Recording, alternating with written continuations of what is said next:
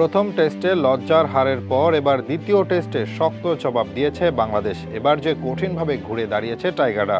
দ্বিতীয় দিনে সেঞ্চুরি করেছিলেন সাদমান ইসলাম, এবার তৃতীয় দিনের আলো কেড়ে নিলেন মেহেদী হাসান মিরাজ। কেন তাকে বলা হয় পরবর্তী সাকিব আল হাসান, সেটা আরও একবার প্রমাণ করে দিলেন তিনি। নেক্সট সাকিব আল হাসান না বলে বরং ফার্স্ট মেহেদী হাসান মিরাজ বলাই উত্তম। প্রথম টেস্টে 10 উইকেট শিকারের পর দ্বিতীয় টেস্টে সেঞ্চুরি তুলে নিলেন তিনি।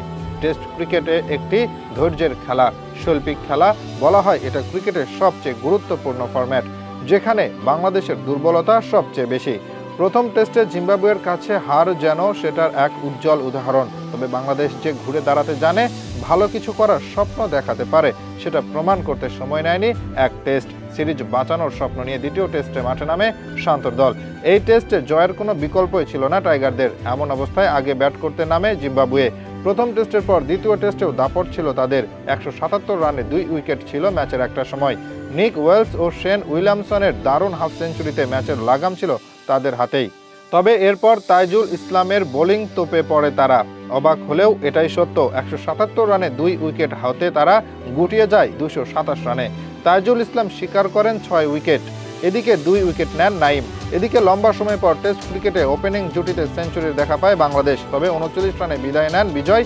অবশ্য আরেক ওপেনার সাদমানকে আটকে রাখা যায়নি, তিনি ঠিকই তুলে নেন টেস্ট ক্যারিয়ারের দ্বিতীয় সেঞ্চুরি।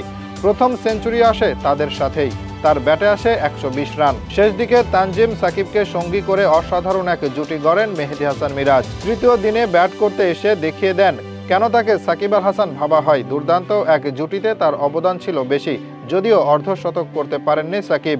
অভিষেকটা রাঙানো হয়নি মাইল ফলকে, তবে মিরাজ সেই সুযোগ হারাননি। দারুণ ব্যাট করা মিরাজ এদিন তুলে নেন টেস্ট ক্রিকেটে তার দ্বিতীয় সেঞ্চুরি। শুধু সেঞ্চুরির কারণেই নয়, এদিনটা মিরাজের জন্য ছিল মাইল ফলকের। টেস্ট ক্রিকেটে 2000 রান পেরিয়ে যান তিনি। সাদা পোশাকের ক্রিকেটে এর আগে তার একমাত্র সেঞ্চুরি আসে ওয়েস্ট ইন্ডিজের বিপক্ষে। সেবার 103 রান করেন তিনি। এবার সেই রেকর্ড ছাড়িয়ে যান। যদিও 104 রান করে বিদায় নেন এই অলরাউন্ডার, ততক্ষণে বাংলাদেশ চলে যায় বেশ শক্ত অবস্থানে।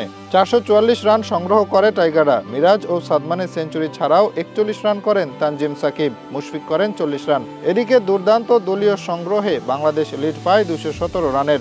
প্রথম টেস্টে বাজেভাবে হারের পর এখন এত বড় লিড পাওয়া বাংলাদেশ স্বপ্ন দেখতেই পারে সিরিজে ফিরে আসার, আর সেটাও ইনিংস ব্যবধানে জয় তুলে নিয়ে। যদি সেটা করতে পারে তবেই না প্রথম টেস্টটা ভুলে হেরেছে বলে প্রমাণ হবে, নয়তো মনে হবে প্রথম টেস্টের ফলাফল প্রত্যাশিতই ছিল।